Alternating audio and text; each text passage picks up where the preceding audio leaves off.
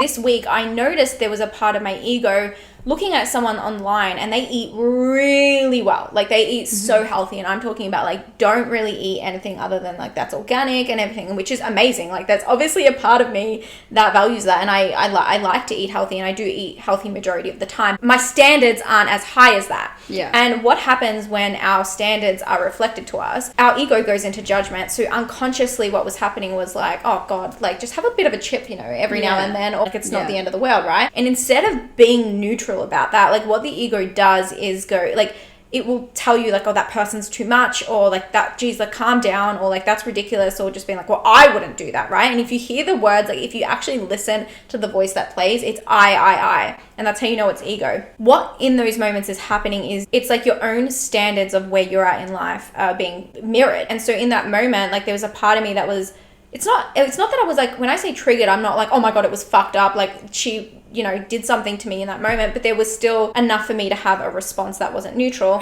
And in those moments, it's just such a reflection of my own standard, where I lack in that. And because I can't hold myself in eating as well as she does, it defends itself.